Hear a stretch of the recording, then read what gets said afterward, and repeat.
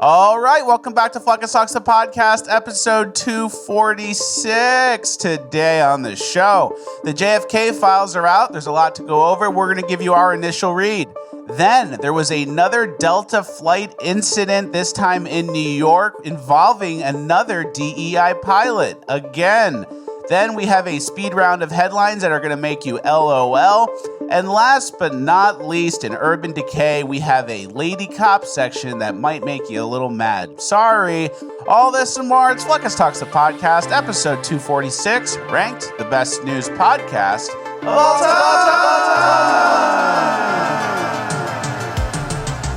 Because words are just words until action actually starts. And actions speak louder than words.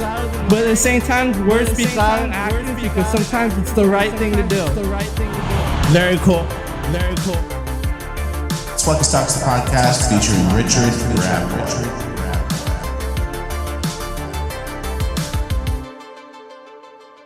All right, one for one on the intro, as always. Guys, you've seen it before. When disaster strikes, grocery shelves go empty overnight. And the worst time to prepare is during the aftermath, because by then, it's already too late. That's why smart Americans trust My Patriot Supply to help them prepare before crisis strikes. And now, My Patriot Supply is making that easier than ever. Order their 4-week emergency food supply today and get 4 72-hour food kits completely free. That's almost 2 weeks of bonus meals at no cost. Each of these kits offer over 2,000 calories per day of delicious, easy-to-prepare meals that last up to 25 years on the shelf. That's real peace of mind. No empty shelves, no last-minute panic. My Patriot Supply has you covered. Stock up today before this deal disappears, because when emergency hits, food will be the first thing to go. Go to preparewithfleckus.com today to grab your kit, plus the 12 days of bonus meals absolutely free. Preparewithfleckus.com is the website. It's linked in the description. Thank you to My Patriot Supply for sponsoring. Let's get into housekeeping.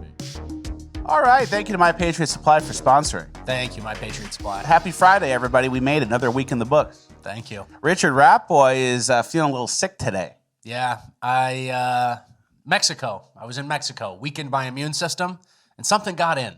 Something got in. So I'm going to play a little hurt, but who cares? Rip the coffee. You know, you can get through a couple hours. Yeah, Rapboy is playing hurt today. We appreciate it. I've been there. I know what it's like. We're going to do our best. He's going to be okay. Appreciate Richard Rapboy in the comments, please. Thank you. All right, let's get right into it. We have a little bit of a speed round in the beginning. We have a bunch of funny headlines or ironic headlines or just headlines that kind of stuck out to us. Can you give the first few a go? Yeah, gas prices are heading below $3 a gallon. Why that's not actually a good thing. So that's like the speech bubble from the stuffed in a locker guy. Why that's not actually a good thing. Yeah, that's pretty good, and I don't expect anything less. I was paying $2.99 yesterday, so. Not bad. Yeah. $2.99. Yeah. All right, next we have another one. Can you give that a read? Statues of old white men like the Duke of Wellington and Admiral Lord Nelson could be destroyed because they may be offensive to diverse modern public, Welsh government advises. That makes sense. So they destroy your history and then they rewrite it. It's all part of the process. You just got here. Now you start making demands. The retards listen. And then the statues are gone. Your history's forgotten. History's forgotten, and the country that you just came to is so much better than the one you left. Yeah. And they rewrite the history for you. That's convenient. Next, we have headlines out of Ireland. Yeah, Irish police reject McGregor's Dublin is dangerous claim. And then right next to it, man rushed to hospital after being stabbed in busy Dublin shopping center. I wonder, stabbed by who? Yeah, we'll see. And then there's a rumor going around that Conor McGregor's running for president of Ireland. Yeah, it's in the early stages. I haven't seen it picked up by any main media outlets, but we're kind of in the meme section of politics now. You're famous, you got a microphone in your face enough times, and you're vaguely right-wing or against immigration. He could win. Everyone's got to go. Yeah. It's pretty easy. All right, next we have gay men discriminate against feminine gay men, new study finds. Yeah, and this one, we missed this. This was like published 2 years ago. I think it's the University of Sydney. And, you know, we've covered a couple of topics like 2 men kissing equals as the same reaction as seeing maggots for straight men. I didn't know I thought they liked it. The voice, the act, the whole thing. I thought it was a mating thing. Gays discriminating gays. Yeah. Never thought I'd see the day. Yeah. All right, our next story we have, can you give that a read? Scientists trapped in Antarctica plead for help as violence breaks out. Violence? So people are brawling in Africa like it's Even the if New Jersey Mall. Even if you're an Antarctica scientist, there's still some violence happening? That's interesting. And then if you look at the pictures, I don't know.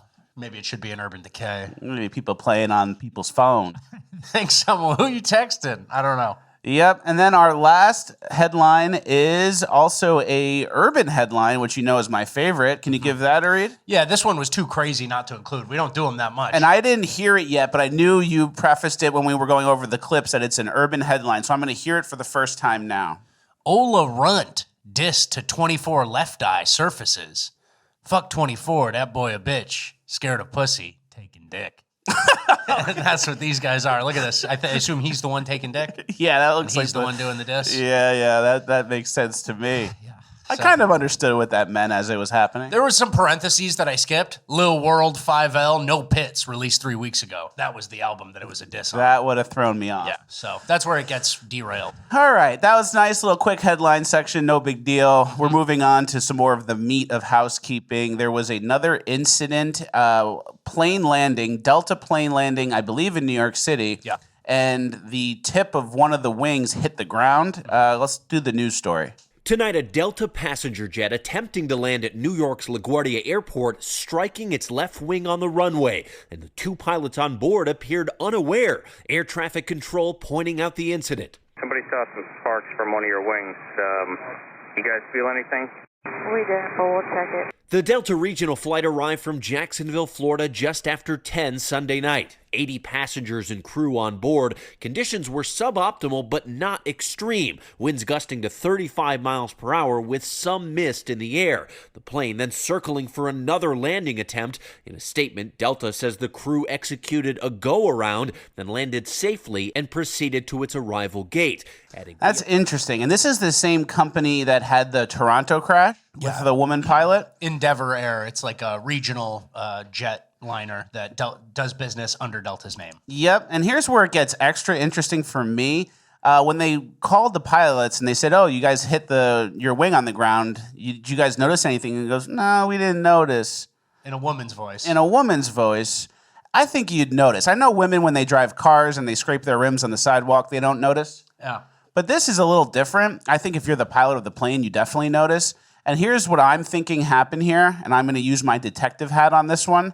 Okay. You have the woman pilot, right? Yeah. She sounds young, right? Yes. So a young woman pilot would be paired with an old veteran, OG, old white guy type, right? Yeah. I will push back a little bit. Sometimes people go to these the 80 passenger planes before they work their way up. So a lot of those old heads you're thinking of are on the larger planes in general. Okay. So regional are kind of young. Okay, so regional could be young. So what I'm saying so far is potentially true. Close enough. So I think it was a little bit of a gusty day. They let the woman DEI pilot land. She came in, didn't do it right, scraped the wing, pulled up. The OG pilot landed the plane after. And then when they got the call from LaGuardia headquarters or whatever saying, "Hey, did you guys feel your wing touch the ground?" They said, "Oh, no, we didn't notice," because they're trying to protect the DEI pilot. Yeah. That's what I'm thinking. I think it's reasonable. It's kind of a leap to assume that they were like, "Okay, you do the practice. Okay, I got it now." Like, we don't know that. But the not feeling the wing and then like maybe being beneficial to hide it, if it was just sparks and a brief contact, and then like you're kind of hiding it so it's not on your record as an incident or something until you get snitched on by another landing aircraft or a just landed one. Definitely There's something there. leads me to believe maybe some incidents are being hidden or some near misses. You know what I mean? Yeah, that's what I'm thinking too. And imagine you don't report it, but you scrape the wing. That wing could be damaged, and then it could put people on the next flight in trouble. We're going to play the voice of the pilot one more time right now. We didn't, but we'll check it. Doesn't that sound like a black woman to you? No. Let me I know think in the it's white. comments. I think it's white. I have a theory of who I think was driving the plane. I have a sketch here. It's just a picture of a policewoman. With the hat on top of the hair. With a hat on But giant hair. it sounds like a DEI black woman pilot, or at least a DEI woman pilot. We can agree on that. Yeah, that's fair. Okay, so that's what I think happened. Let me know what you guys think in the comments. Let's get into our political section. First, we're starting off with a clip of AOC. The main point of Hey, this... well, actually, you know what? Not to go back, but like those regional aircrafts, that's where the real experimenting is happening. You get on a 777, a 737, any of the big planes, people have to work their way up to that. So when you're thinking about when you're traveling, you should think about avoiding those regionals. And if you're from Cincinnati, you're going to go Cincinnati to Chicago on a regional and then Chicago to Miami or wherever you're going on the big aircraft. Splurge and go directly to Miami. Well, yeah, maybe you should be avoiding that regional leg because that just tips, that's where a lot of the young and experimental people are being hired. Young pilots, first-time pilots, they practice on that, DEI, so that your first-time pilots are less qualified than ever. That's how you die on a plane. What's crazy to me is sometimes you get on a flight and it's that person's first one. They're the first officer, there's a captain and then they're second in command, but it's their first time. That's scary. And you're hopping on. Not me. All right. We're in our politics section. Our first clip of AOC is just to show how, what's the word for her? Demoralized. She's very demoralized. You can just tell by her energy. Hey, everyone. She's hopping on a live. I'm just popping on. And, to be honest, I'm not even sure why I'm popping on right now. Hey, everybody. Hey, everyone. Thanks for joining. I mean,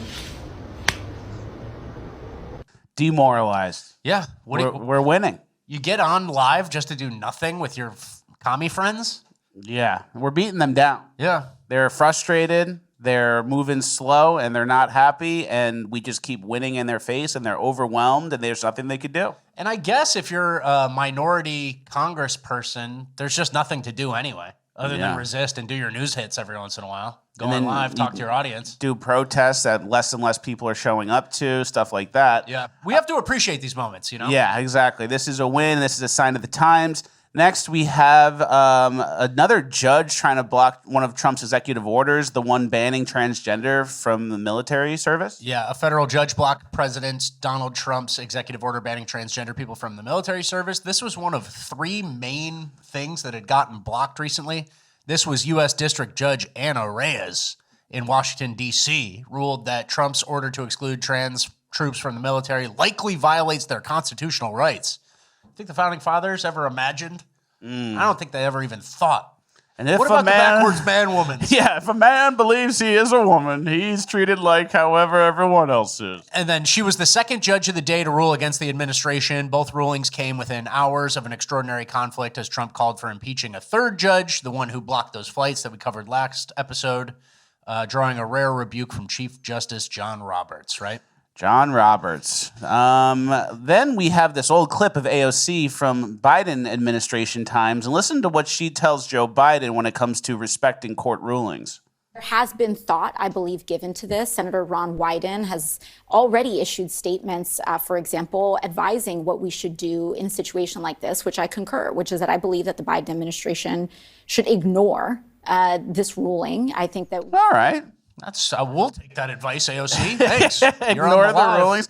And there is something to it. I think, obviously, these judges are acting very politically. They're all these Obama appointees. They're not really... They're kind of overreaching their actual power. I think one of them was born abroad. There's like this weird thing where you can get appointed to a federal district court and you're born in Uruguay. Yeah, I don't like stuff like that. And I think we should just do whatever we want and then fight it in the court after, as opposed to stopping it and then challenging it and then winning and then doing it. It's more of a ask for forgiveness as opposed to permission. Yeah, and then you look at the number of district judges who have blocked something done by the executive branch, and it's like Bush, 12, Obama, 14. I'm making those numbers up. Trump's first term, 65. Yeah. And then it goes back to normal, everybody but Trump. So I'm definitely an ask for forgiveness thing. There's more of a take whatever you want. We won all 7 swing states and the popular vote energy to it as well. So I agree. I didn't elect any of these federal judges, brother. Yeah, me neither. All right, next, we have to be fair and cover both sides. Mitch McConnell looking old as fuck in this next attempted interview. In Kentucky, or talk to him about it being a bad policy at all? My hearing is not what it used to be. Tariffs, Senator. Your comment is about tariffs. Tariffs. Comment about tariffs. Oh, yeah. I'm not a fan of tariffs. Very in-depth answer. Brilliant. Yeah. Thank you, Senator. Thanks, McConnell. Yeah. And then Congress, senators, whatever. This is the only, one of the only jobs, a quarterback retires. Maybe you see him on ESPN. John Madden, he just goes away. You're watching these people die. We're watching these people slowly decay, and he's still in power. And they eventually die of old age in power, in office. And then, so now we know who the most powerful staffer on earth is. It's whoever's running McConnell's puppet office, right? Yeah, they do a good job. Yeah, I'm sure. Visiting angels. except they rip off the taxpayer. It's like, visiting angels. We send more money to Israel. And McConnell has no say. Yeah. Wow. All right, let's get to our Doge section. We have a little bit of an Elon Doge section. We're going to go fast through this because it's a very dense episode. Can you read that first headline? Elon Musk Doge blocks $52 million payment to the World Economic Forum. Very nice. Love that. Then also, Elon removed 3.2 million individuals aged 120 plus from Social Security records. That's good. Clean it up. Yep. And then I also read that Pete Hegseth, they canceled $580 million worth of DOD contracts. So those are ending. That's good news. And then I also... For what? Random dumb shit? Yeah, random dumb shit. Okay. So it sounds like DOGE is now getting to the Department of Defense. Okay. So that's good news. And then I found this old clip. DOGE is getting pushed back on. Everyone's mad at Elon. They're defending all this wasteful spending. But it wasn't too long ago that the Democrats kind of ran on this and were big believers in this type of thing. Everybody also agrees, I got from this morning, but I think we had before, that we waste a heck of a lot of money, and that somewhere around a third of all the dollars we spend on Medicare goes for nothing useful. We're not cutting Medicare benefits in this. We're trying to eliminate the third of the problem that's a waste, and this is a big entitlement. Oh, all right. So Joe Biden, that was one of the better Biden bots. Yeah, that was a good iteration. He had a good run. Obama's vice, Obama's VP. That was a good run. That was like 6 or 7 Biden bots ago.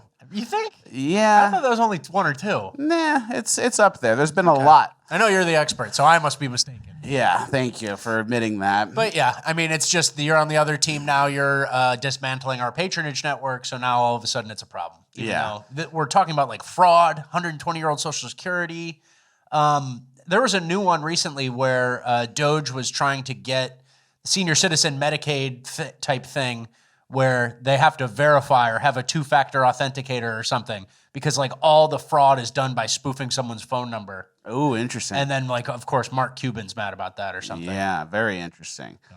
All right, next we're going to move on to Chuck Schumer's recent talk on The View, I believe. And obviously everyone on the right is pushing back on the wasteful spending. And then this is how Chuck Schumer is categorizing and describing those people. And you know what their attitude is? I made my money all by myself. How dare your government take my money from me? I don't want to pay taxes. Or, I built my company with my bare hands. How dare your government tell me how I should treat my customers, the land and water that I own, or my employees. They hate government. Government's a barrier to people, a barrier to stop them from doing things. They want to destroy it. We are not letting them do it, and we're united. Okay, good. They're playing him off, too. They're playing music to get him off. He's making fun of people for trying to keep the money they made on their own. And he's just doing a stupid voice. But like everything you said, yeah, that's true. I don't want anything to do with the government. I want to give my money to the government who's giving it to foreign countries and getting kickbacks and keeping all these old people in power. Like what is the problem with that? He's made a funny voice, so I guess he's right. Yeah, that mocking voice, bro, I do not think that moves anything in the polls. So, I mean, this is another one of those, like, they're not learning anything. They're mocking the people who already pay way too much. And it's good to see them learn no lessons. Yeah. I haven't seen them pivot at all. No, not at all. There's no adjusting. There's no coming to the middle, except for Gavin Newsom doing a few right-wing podcasts. There's no pivoting. There's no replanning or restructuring or repackaging their views. It's just, we're up against the bad guys. Yeah. Wait until we get in power next time. We'll do all the same shit. So. And then obviously everyone's still attacking Teslas and Tesla dealerships. We've showed you a couple of those. I just wanted to show this one because it's extra disgusting. So this guy comes up, digging in his butt. He likes it. He likes digging around. He's used to it. And he's wiping it. And then the bottom right side of this video, look at, those are the poopy fingerprints. That's terrorism, brother. Yeah, that's something. Digging around your butt like that. And lots of these guys are going to jail. And the guy who tried to set the Tesla on fire ended up setting himself on fire. He's going to jail for 20 years on top of that. That's a tough break. That's a very tough break, brother. Didn't get it done. Lit yourself on fire. Got yourself a 20-piece. And now you're in jail with bad burns. And then Elon Musk is still the richest man on earth. That's crazy downfall. And you burned one like $60,000 car. Tough. All right, let's get into our next section. It's the JFK section. The files, some of the files, I don't think it was all the files, were released a few days ago. It's very dense, so we're going to kind of speed round through. And this is not, what's the word that means all of it? All-inclusive? I don't know. Yeah, not all-inclusive. This is just what stuck out to me. We're still going through these, and there's tons of files, so we're going to have more info as more comes out. First with the Roger Stone tweet. Yeah, Undisputed, he wrote, immediately after JFK was murdered, his limousine was flown to D.C. and stored in the White House garage. Instead of being preserved as a crime scene, the limo was thoroughly cleaned and the interior was reupholstered, effectively destroying forensic evidence. That's interesting. Yeah. And then next we have something from WikiLeaks after the release. They said the CIA suppressed top officer Jesus Angleton's connection to Israeli intelligence, as shown by this newly unredacted JFK assassination records file. Angleton had subverted JFK's policy of preventing Israel from acquiring nuclear weapons and was praised by Mossad head Meir Amit as the biggest Zionist of them all. Angleton was also found to have hidden documents from the Warren Commission on the assassination of President Kennedy. Shortly before he died, Angleton stated, "The better you lied and the more you betrayed, the more likely you would be promoted. Outside of their duplicity, the only thing they had in common was a desire for absolute power." The file was previously released in 2017, 18, and 22 in redacted form. Interesting. And then I believe this is the file they're referencing, and the thing on the top left corner says CIA has no objection to declassification of this release, except for the brackets. And what's in the brackets? The Israeli intelligence service within the brackets. Interesting. And then that guy Angleton, here's a picture of him with the head of Mossad. And believe it or not, Angleton's on the right. Whoa! Cowboy Mossad? So what did you think the guy on the left's the American and the guy on the right? That's James Angleton on the left there. And the guy on the right's running the Mossad. Yeah, of course. It's the opposite. That's the Mossad guy is wearing the cowboy outfit. Crazy. Sneaking around, tiptoeing around. All right. Got the bug. All right. All right. Next, we also have an account of a CIA agent who knew what was going on, knew that the CIA was in on it. Can you read the first paragraph of what happened to him? Yeah. The day after the assassination, Gary Underhill left Washington in a hurry. Late in the evening, he showed up at the home of friends in New Jersey. He was very agitated. A small clique within the CIA was responsible for the assassination, he confided, and he was afraid for his life and probably would have to leave the country. Less than 6 months later, Underhill was found shot to death in his Washington apartment. The coroner ruled it a suicide. So then he, The old suicide. Yeah. And then he killed himself. He had trouble, I guess, dealing with the information. Classic. Next, this document shows how Russia tried to warn us, I believe. They tried to warn about the JFK assassination plans. Russia also warned us about 9/11. Yeah. Which is very interesting. And then this next document I think is very damning. A lot of people like Ben Shapiro and those guys, they're going through and they go, oh, there's no real evidence. Nothing changed. You're a conspiracy theorist. It happened so long ago. Who cares? This document looks a little weird to me. This is about a documented group of people who are involved with Cuba trying to buy machine guns. And can you read the highlighted paragraph? It says, "We now have plenty of money. Our new backers are Jews. As soon as we, or they, take care of Kennedy." That seems a little damning. That's something. Everyone's saying there's nothing in the documents and there's nothing damning. I mean, what was that? Yeah. Yeah. So it's not a smoking gun, but it's smoking or something. There's something there. There's some smoke in the air. Yeah. And people are asking what my initial read is, and my take, it's kind of the same as before the files were released. There's a clique within the CIA that did this, and then working with them was Israeli intelligence people. It's not that crazy. Yeah. And then JFK Library regarding Israel's clandestine nuclear program is heavily redacted. Just shows an example of some of the documents there. Heavily redacted. And then Ian Carroll did a summation of this that I agree with, and it makes a lot of sense to me. Can you give that a read? He said, from what I'm seeing at this point, it's way too early to pretend anyone has solved the JFK murder in any concrete way, but we've definitely seen enough evidence in the documents to indicate that Israel was involved in some way and that there were efforts by the CIA over the decades to cover that up. Very interesting to see which influencers on the right are completely avoiding the fact or trying to pretend that it is not what the documents say. Watch closely. You can learn a lot about the information space by watching how people respond to this type of sensitive information. And then, if more information comes out and what we're saying is not true or there's better information, we're always going to say it. Yeah. But what we saw is what we saw, and that's what we showed you. There's some weird smoking gun there, and we're going to keep looking into it. Keep in mind, too, Jack Ruby killed Oswald, right? Yeah. Oswald was claiming he was a patsy, which rings true. Jack Ruby killed him. Jack Ruby's real name is Jack Rubenstein, and then the quote he gave for why he did it was, "I'm trying to protect my people." Whoa. I'm not sure what that means. And his people, they dress like cowboys. I don't know. I don't know, man. There's a lot of countries involved in this too, and then those are the big intelligence agencies.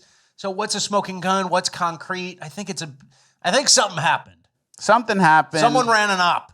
And then I think... And are we ever going to get that now 50 plus years later? I don't know. Exactly. And then a big part of it is we're not going to get the document that says this person did this person did that, this group's involved. But we are going to... behind my desk the whole time. I was guarding them at the CIA. But we are going to get documents that say, oh, make sure you redact that Israel stuff. Yeah. Why do you got to redact the Israel stuff? Yeah. So it's still moving. It's still fluid, as they say.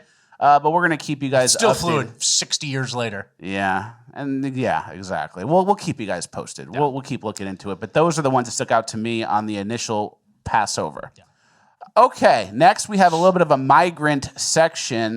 We have an interesting stat comparing February 2024 to February 2025 when it comes to apprehensions. Yeah, illegal migrants released at the border by Border Patrol after apprehension. February 2024, 76,900. February 2025, 1. 1. It went all the way down to 1. And Rappo had a funny meme. I said, the chosen one.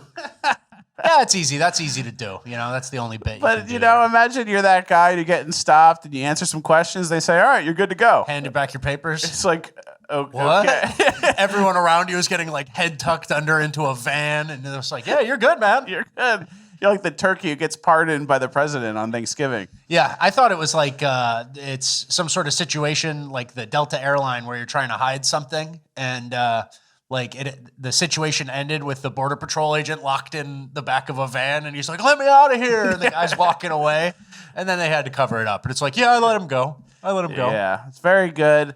But that just shows you how much it's just pure willpower, pure administration. It could have been done at any point. It's just a matter of doing it. And everyone we showed before, everyone in the media, oh, Joe Biden can't control it. Oh, it's bigger than him. One. Done. One guy. All right, here we have a veteran who's fed up with the migrants and the problems they're causing in his neighborhood. This is less migrants. This is more drug addicts in Portland. But we're going to make a point here. I work 60 to 80 hours a week, and I come home and I have to live next to a goddamn RV with trash on top of it. And next to a vehicle with drug paraphernalia in the fucking seat. And I'm tired of it. I'm tired of hearing Ted Wheeler get on every single news station and say that he understands our pain. To say that he understands. So this is about Portland, and this guy is a veteran. He works hard, and he has these drug slumlords outside. And the point I want to make, which bring this back to the migrant thing from 76,000 all the way down to 1 on the releases, this type of thing can be solved tomorrow. If you had a Trump-like guy who ran in Portland and won in Portland, it'd be overnight. Yeah. And so now when you look at the border and then you look at these other political issues, like people are living in squalor right outside my house and someone's tweaking on my front lawn and I have a 4-year-old. Those types of things are less acceptable than ever when you realize how quickly they can be solved when you have the political will to do it. Right? That's a very good point. So That's a good wraparound, Richard. Thank you. Not really a migrant-related thing, but you got to be thinking It's like the this mindset. in terms of these issues. Same thing with like, oh, they just bip cars in Oakland. Oh, they just they break the glass and they steal your luggage. Nothing you can do. It's like, that doesn't have to happen. Every single bad thing in America, they don't have to happen if you have the political will, and the border's a good example of that. It's a great example. And then next we had this woman who was selling fentanyl who got deported, and look how sad she is. Yeah. She's a very sad, fat Dominican type with the head wrap thing. Huge face and head. And then Rapboy said, I voted for exactly this, single issue. Everything else is secondary. A lot of people agree with that. This person, fat, disgusting, fentanyl pushing, ugly. You know, what is this person going to produce a lot of good Americans? Like, you just got to wait until she has a couple kids here, and then they'll go to college. Yeah, I think they make America dumber, fatter, stupider, more on drugs. It's very true. And then our next story actually proves it, even though there's a little deception. It says IQ scores in the U.S. have fallen for the first time in decades, study suggests. And the photo is of a white kid struggling in class. Head down in class. He's wearing an Oxford collar button down. And he's the one driving our IQs down. Yeah, he's the one who's having an IQ problem. Not the brown hordes who came in over the border. Haitians and the Somalis that are here in the millions. It's the white kids, middle-class white kids. Yeah. And then this next stat I thought was interesting too, because when you look big picture at the changing demographics of America, what is going to happen alongside that? Our constitutional rights will be affected, because look at this new study. Yeah, this tweet says, only white Americans believe in free speech. America losing free speech this century is plausible, unfortunately. And like you said, with the changing demographics, here are some of the questions. Hate speech is an act of violence. 46% of white people agree. 75% of black and 72% of Latinos. People agree. People who don't respect others don't deserve the right of free speech. And then only 36% of white people agree, but 59% of black and 62% of Latino.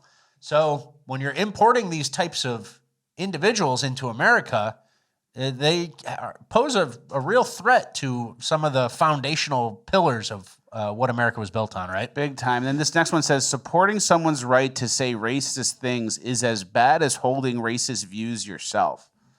And a majority agree for the black and Latinos, only 34% of whites. Isn't that a little interesting? So our IQ is going down out of nowhere, the white kid in the button down, and then, free speech. Nobody's a real absolutist, and they're coming over and... And then when the IQ goes down and you bring all these people from third world countries that are not compatible with us, and people complain about that, then they go, well, that's a racist view. And then having a racist view is the same as supporting it. It gets you in that loop. So they're trying to, in a way, backdoor into labeling everything hate speech when it's really just calling out the problems from the policies for the last 40 years. Absolutely. All right, let's go to Canada real quick. This is Rapboy's pet project here. Not even, really. But Canada's obviously 10 years ahead of us in all this kind of throwing yourselves under the bus, decaying even faster with their migrant experience.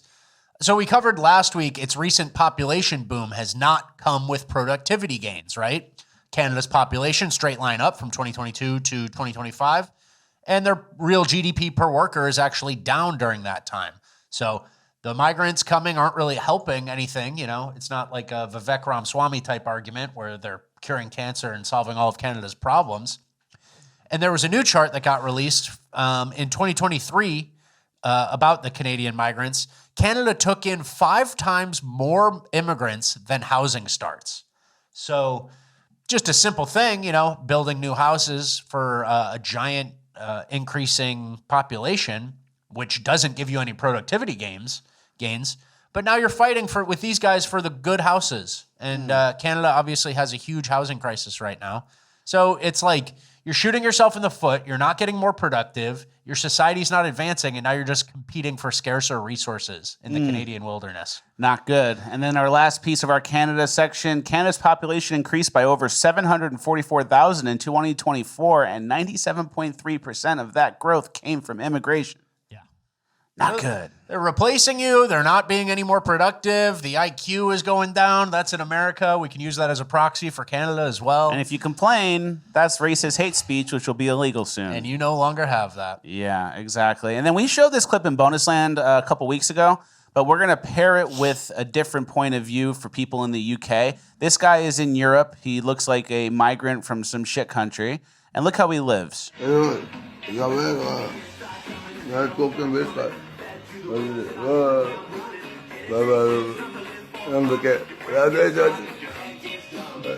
He's smoking cigs. He's got his shit everywhere. He's living in squalor. His floor is disgusting. He's got some sort of European money in his hand. Yeah, and he's smoking cigs, and he's got outdoor furniture in his living room.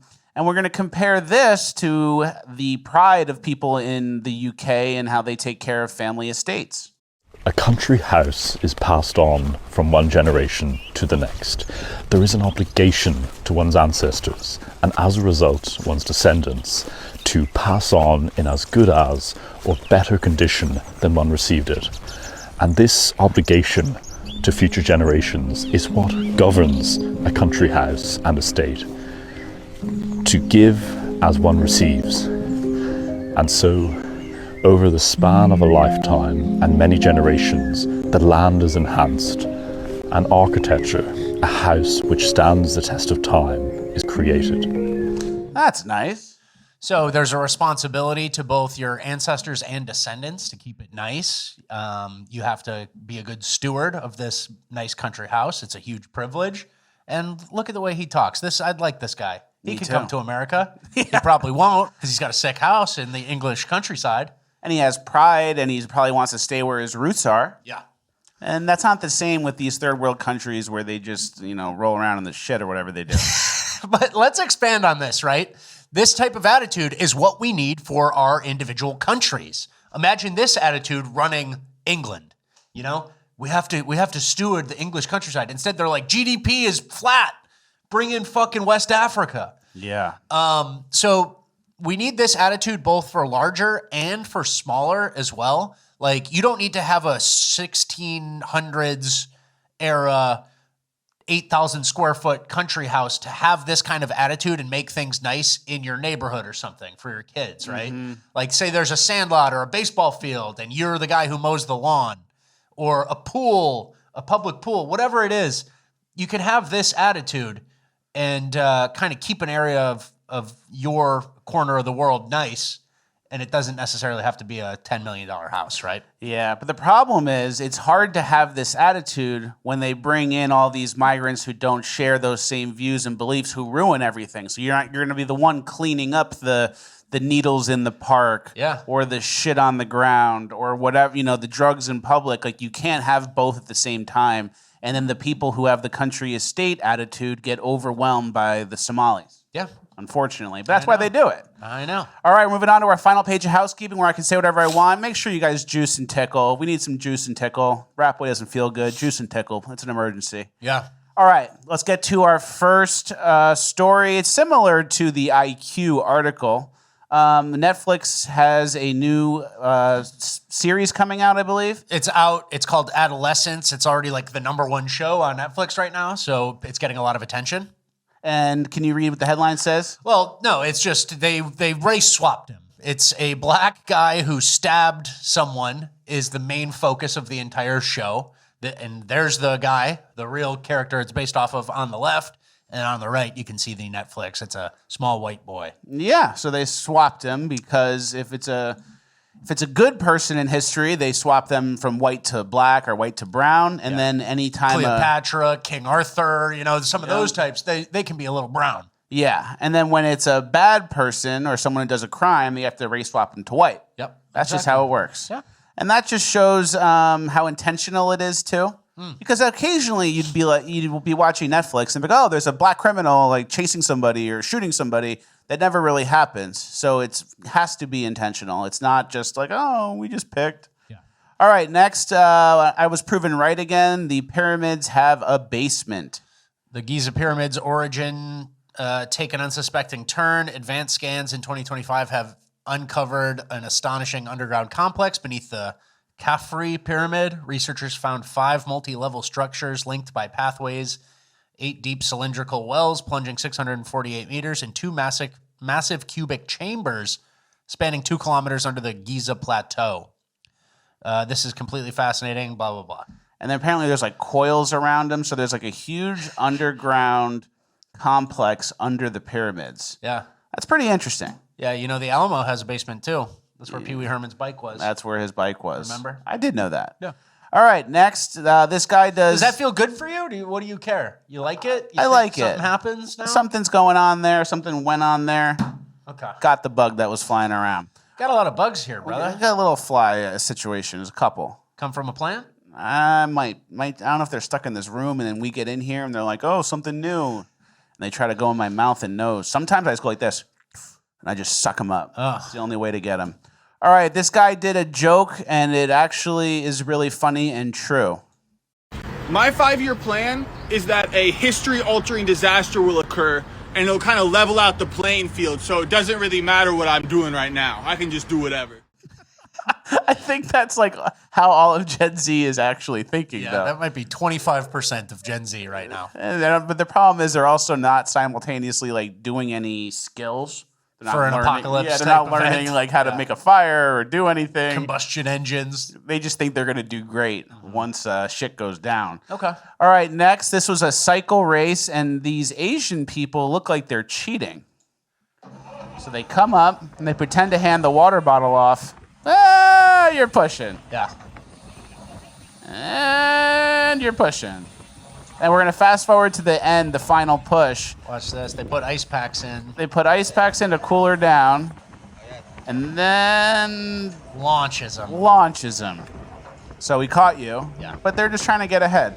You give Chinese people the chance to cheat. They're going to try and get ahead. Yeah, they'll get ahead. All right, next we have a new song from people No with... offense to Chinese rule followers out there who watch the Yeah. podcast. I know there are hundreds of you. Yeah, there's some. Next, we have some people with very entertaining talents. You guys know I'm trying to build a stable of singers, and these guys are my new favorite. Richard Rapway sent them to me. It's waking up, busting your butt, trying to earn a little extra pay. It's taking her out when you get off to the creek for fishing day.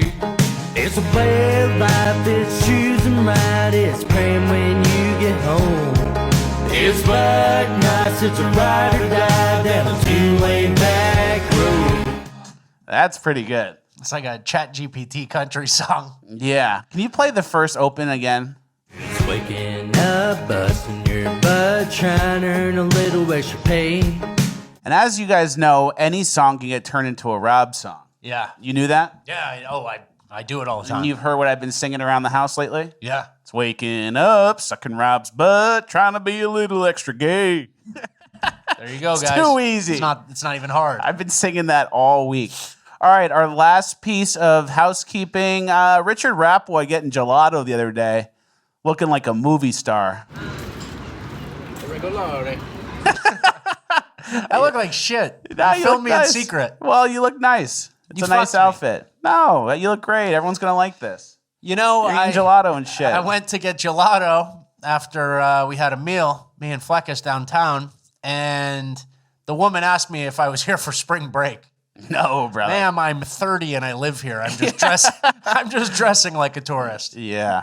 All right. Very nice outfit out of Richard. We're moving on to Cringe League. Before we do, I have a little bit of announcement, a little bit of housekeeping within housekeeping. Chinese Donut Boy moved to Covington, Kentucky. He's in Main Strass in Covington, right across the river from Cincinnati, and he's doing real estate there. So if you guys are home service providers, contractors, or just a show watcher looking for new friends, DM Chinese Donut Boy. It's linked in the description. He just moved there, and he's doing real estate. He's expanding his real estate portfolio. So if you're in the home service business, hit him up and get some work done. Okay. Very nice. All right, we're into Cringe. All right, our first clip of Cringe of the Week is a trans person who was kicked out of a spa and is now protesting. We're not any different than the other individuals. Dakota Rose Austin says the controversy at the spa seems to be just another example of what she says is an increase in anti-trans policies across the country. As Latinos, as trans, as queer, as African American, the fear is turned now. If you've weaponized DEI and affirmative action and all these other things that were in benefit of everyone in America, and you've weaponized them against us, now I'm in fear. Now I'm in fear. Brother, you're a registered sex offender trying to get into a women's only nude spa. Yeah, the female-only nude spa in San Francisco. This person is a registered sex offender. Dakota Austin, a convicted rapist, was portrayed by the media as a victim of discrimination in that street interview you just saw. Yeah, so it seems pretty straightforward to me. And then here was the explanation the spa gave as to why the man couldn't go in the nude women's spa area. So if you have the female part, you go to the female part. If you have the male part, you go to the male part. I'm not sure what you're meaning by as in like physical parts, as in like your genitals. Well, what about women who have penises and men who have vaginas? You go to that side. Segregate them? We still go based on genital parts. So you would put a man in the women's room? So if they have the parts, yes. That's not a man, though, necessarily. We just go based off genitals. So you're assigned with the male has the genital part. If you put a man in the women's room, you're going to have huge problems. You can't do that. So If you put a man in the women's room, you're going to have huge problems. Yes, that's what we're telling you. That's very true and very straightforward. You're just backwards and twisted. Someone got you twisted. Yeah. And then also companies are allowed to deny service based on if you're a sex offender. Yeah. That's not a protected class in America. So if I was a spa like this, I'd be, can I see your ID, please, briefly? Put you in the little search engine. And if I see you, you're gone, right? Exactly. And that actually takes away 20, maybe 30% of trans people. Probably more. Yeah. And then speaking of trans people, this is actually the other way, female to male. We just covered male to female. They're all sex offenders. Mm-hmm. Female to male, Mimetic Sisyphus made a great point about them. Well, yeah, you could see this. We've often made the same point. You can tell they have huge eyes. That's kind of a trait of women, these big, round eyes.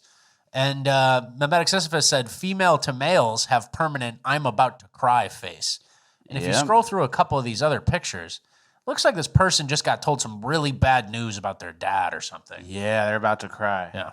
You're losing your job. Yeah, you can't go to the spa anymore. Time to cry. All right, let's get into our leftist section. We're out of the trans stuff, kind of. I don't know what this next person is.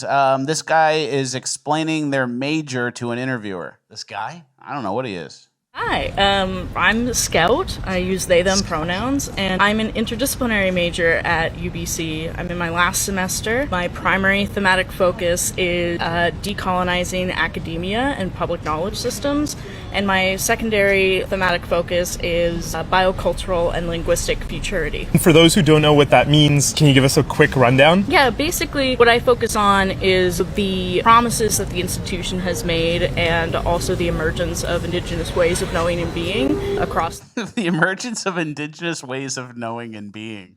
This is like a human bioweapon. Yeah, exactly. Created in these colleges, a human bioweapon, and they get released into the public and into institutions. You send them to go work for the Yankees or the CDC or the UFC. And they fuck shit up for a while. They hire more people like them. And then next thing you know it, you're out of your own company. It's like a pathogen. It's something, it infects, the Yankees. I'll have that place turned inside out in 3 years. Yeah. You'll have a woman coach. You'll have this. I'm deconstructing academia, right? Well, how do the people at the bottom of the batting order need to be at the bottom? Yeah, let's switch things up. Start doing the general manager's job. Yeah, this is a human bioweapon designed. And then does a person like this even know it? No. They just think like, this is what I wanted to do. I found my way. They think they're educated now. Yeah, which is insane. Now that I've learned more. And then that whole idea of being educated in college, that's what a lot of people who are pushing back against Trump and the tariffs are doing. Yeah. We're like, I took an econ class at Arizona State. Trump's way off with the tariffs. It's like, do you think that him and his guys don't know what they're doing and you learn something in college and Trump's stupid? Yeah. You think that's where we're at? All right, next we have another guy who has the liberalism mental disorder. This is kind of like what that student grows up to after they've trashed the Yankees and after they've trashed UFC. My name's Carolyn Levitt. I'm the press secretary of Donald Trump, and you will listen to me! Listen to me! I'm the one, listen to me! Come on, listen to me! God damn it, listen to me! Stop! There you go.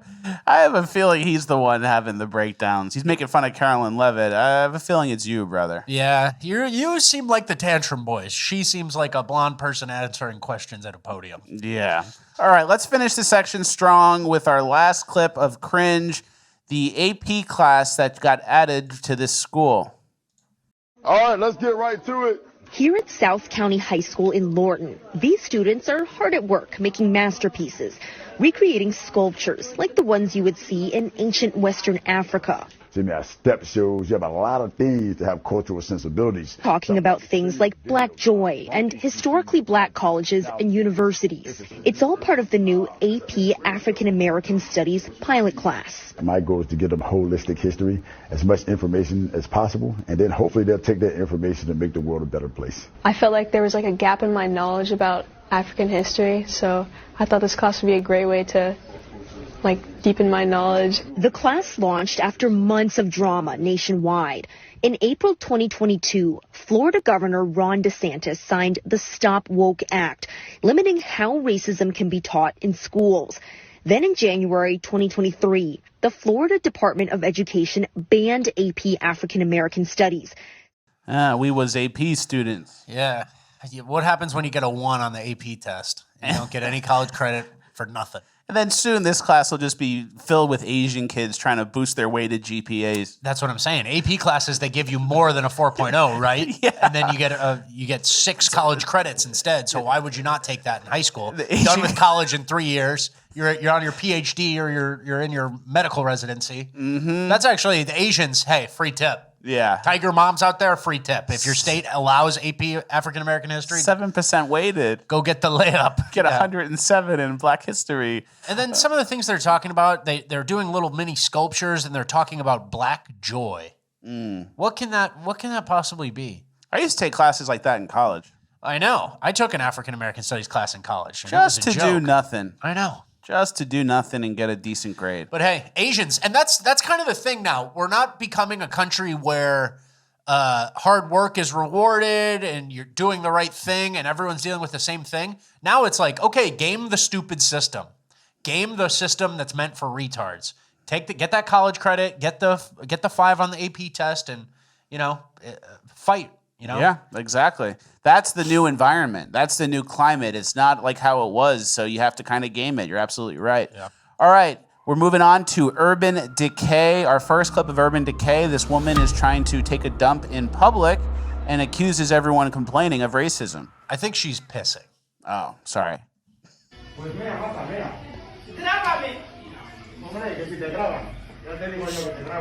Pissing in the grocery store, mad someone's filming. You can hear. Joder,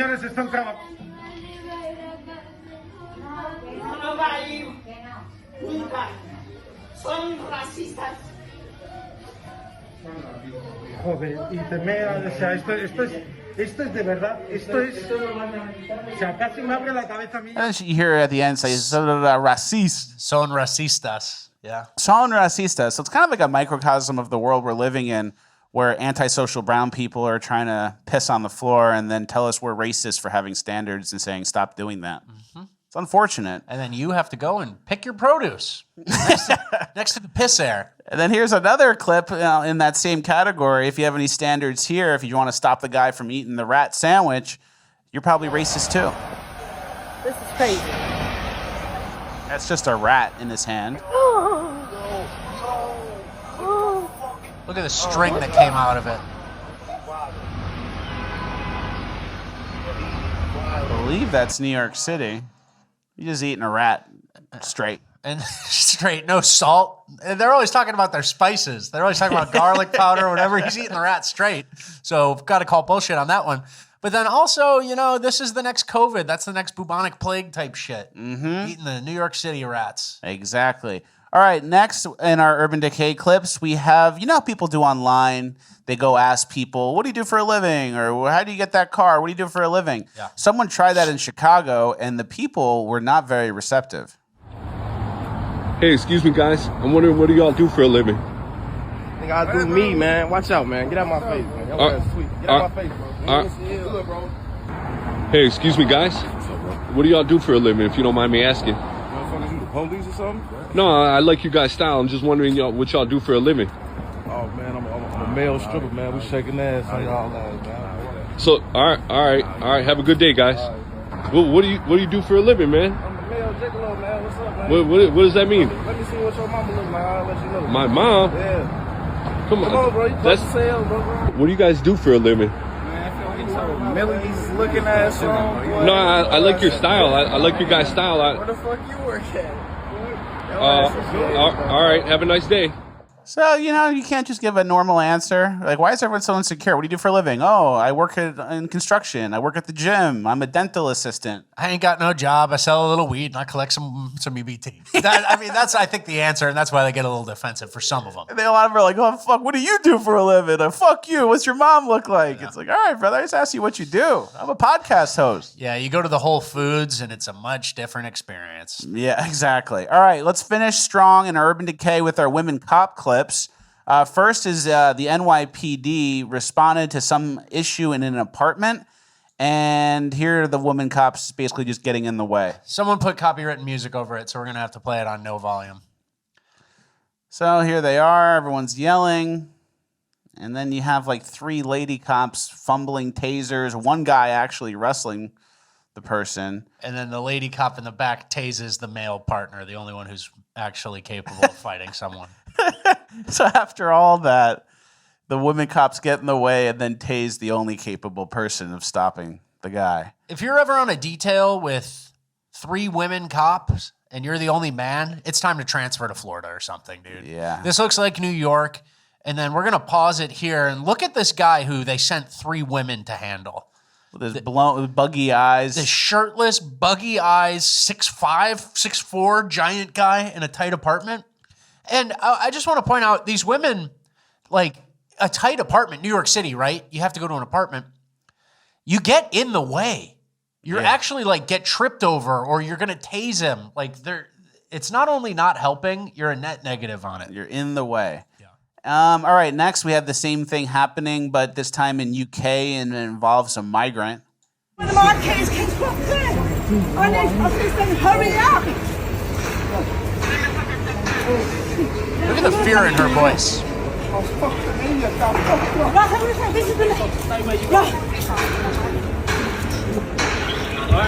going on?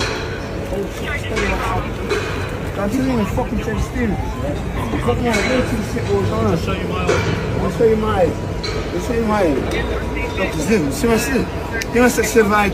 Oh shit, look at my section name. Oh shit, man. Oh shit. So the guy just stops him immediately. The woman's backpedaling, no control over the situation. A guy intervenes who's actually capable. And then the criminal starts explaining his story to the random guy out shopping. That's how much he doesn't respect this diminutive woman who has her handcuffs out, but who can't control a situation at all, right? And it's all because of LARPing. Oh, this lady's a cop. Oh, the fat guy, he's a model. Oh, the Down syndrome kid scores a touchdown. They handed it to him. Nobody touched him. It all just exists in good times, like when there's surplus and froth and extra. You're able to do these fun projects. You make a wish. Yeah, make a lady a cop. Okay, make the fat guy a model. But then when times get tough, like everyone kind of gets grounded back to reality after you have a country full of migrants that are violent and a bunch of lady cops. You're probably going to rearrange the police force a little bit. Yeah, and you know what? I don't blame women if they want to become a cop. It's just a very dangerous thing, and you're taking it's good pensions and whatever. And you know what? I think cops should be over 6 feet. Ooh. I think firemen should be over 6 feet. That's a good point. I'm discriminating men. Like, I think we should have big henchman goons. And then, the New York one, right? So that one didn't get too out of hand. But, like, you're in a car and you're with your woman partner and you're just looking at her over there and she's small. And you're just thinking, gee, I hope this isn't a 9 or a 10. Like, say you're ranking a police call, like a small disagreement over a parking space, that's a 1. Cat in the tree, that's a 1. And it's like you're just in a call and you get unknown call over neighbors heard a ruckus. And then you're just like, gee, I hope this isn't a 9 or 10 because me and this woman aren't going to be able to handle a 9 or a 10. You ready, Deb? And she goes, yeah. And no, she's not. 2 6'3" guys struggle on a 9 or a 10. And they're trained and they're 5 years into their career. They're going to struggle on a 9 and 10. So you're basically gambling on sending a couple women cops over and you're like, gee, I hope it's a 5. I hope it's just a 5. Anything over a 7 gets questionable, right? Especially with like how it is where you hesitate to use lethal force, you have to use a taser instead, or in the UK, the cops don't even carry guns. Yeah.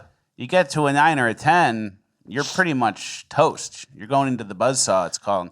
All right, next we have a clip of how unruly migrants should be dealt with. This is a bouncer, male bouncers instead of a police officer. And male bouncers, speaking of height requirements, you see this clip already.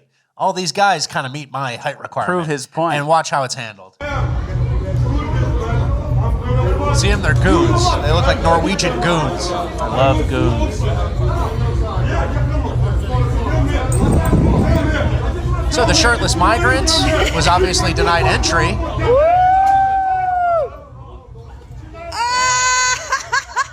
And he gets Now he's slept. asleep. Yeah. Now he's asleep. Pulled the belt out. You're getting aggressive. And you're doing threats, basically. Now you go to bed. Now you go to bed in the street with And no shirt on. those doormen are like, you're exactly what we're here for, mate. This is what they pay us for, and now we have to act, right? And they'll probably get in big trouble for that. I don't know. I hope not. I hope not, too, but it's probably a hate crime to attack a migrant. That's true. I think nightclubs have a little bit of a gray area. Good. Even white kids get sucker punched at the nightclub. That's Americana. Yeah. No, it's the UK. Yeah, it's tough. All right. It's Europe-kana. Don't get too down or too depressed. We're moving on to uplifting gold. We have some good uplifting stuff today. Nothing crazy. I didn't phone it in, but, you know, this might not be your typical uplifting. Okay. St. Louis natives are calling the Chinese food place asking for 5,000 wings. And listen to how long it's going to take. Hey, can I place an order? Can I get 5,000 wings? Can I get 5,000 wings? Yeah. Come over here. I sell for you right away. All right. Thank you. How long?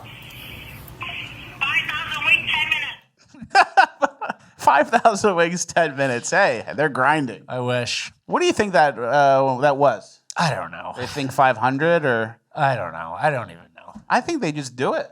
Imagine making 5,000 wings and they don't count. You can't. It's physically impossible. You can't. The oil, how many fryers do they have? It's got to be a language barrier issue. I think so. All right, next, let's go to our guy. All right, 0 for 1. Well, this one will go 1 for 2. This guy tries to do a motorcycle ramp on a ramp with his motorcycle. Okay, you're phoning it in. And I think we've seen this. This is an old clip. This is an old clip. Looks good. That's the path. Maybe do a trial run. Nah, do a trial one. Yep, that's about the speed. All right, send it. Should be good, no problem. Whoa! Not even close. Oh, man. Not even close. That's uplifting. Yeah, he got up in the air. All right. Because a lot of times, it's uplifting because the American spirit is alive in that person. That's true. That's Evel Knievel shit. Yeah, that's Red Bull. If we were really down and depressed and the migrants took over and there's no free speech and all this bad stuff happened, no one's going to be trying to jump a Harley Davidson off anything. That's you don't true. even have a Harley Davidson. You just you walk to work in your 12-minute city or whatever. Okay. So that's uplifting. Yeah, It's uplifting to see. You backdoored in. Yeah, it's uplifting to see the American retarded spirit exists still somewhere. Okay. All right, next, the otter likes marbles. He knows they're good. He collects them. Yeah, he knows they're valuable. Yeah, he collects them all. Yep, there you go. That's uplifting. I like otters. He's got values. Yeah, that's a strong animal, otters. Yeah, They have a strong. community. They hang out together. They do things together. Hold hands. We've seen some. Yeah. We've seen some around Florida in some of the lakes. And they move around in packs, Yeah. like little families. All right, next is an elephant that died. We can get rid of this. It's not uplifting. No, let's play it. This is an elephant who died after 25 years of service in some sort of Russian circus. And there's 2 of them in a pair, and then one of the elephants in the pair died. Yeah, these guys have been friends for 25 years. And you can see the elephant on the right stepping on the guy's horn, just to. It's like if you were alive, you'd react to that, and the thing's not reacting. So he's starting to learn he's dead. He's trying. But look at him. He knows. Sad. So he's like trying to hurt him a little bit because that would, if he reacted, that would mean he's alive. So he's All right, like, you're not an elephant behavioral specialist. You don't know what the elephant's fucking that's doing. what he's doing. How do you get rid of an elephant body? Chainsaw. You drag it with you need heavy machinery or you burn it where it stands. You just blow it up, I think, into mist. Yeah. Or you chainsaw it in chunks. You could probably sell That's hard work, brother. You could sell the hooves for like tables. Yeah, that's true. I would have that. All right, our last clip of the whole show, a prank, a Lime scooter prank. Can you give that a play, please?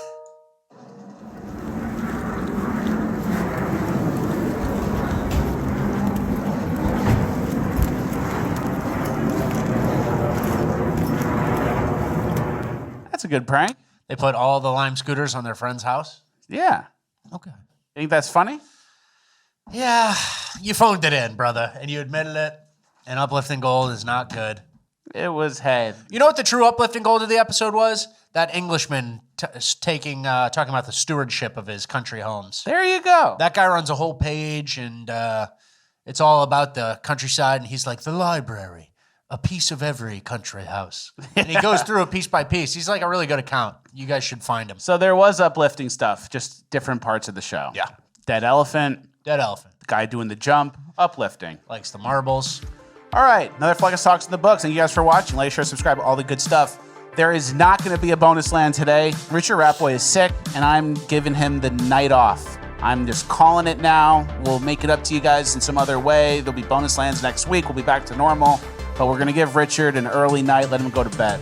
Yeah. Wasn't our best work episode-wise, but we fought, and, we fought. That's all you can ask. Can't win them all. Middle of bottom third, whatever. It's the first time we've ever had an episode that low, but it's okay. You're going to feel better. We appreciate you playing hurt. Thank you. All right, thank you guys for watching. Have a nice weekend. We'll see you on Tuesday. It's waking up, busting your butt, trying to earn a little extra pay.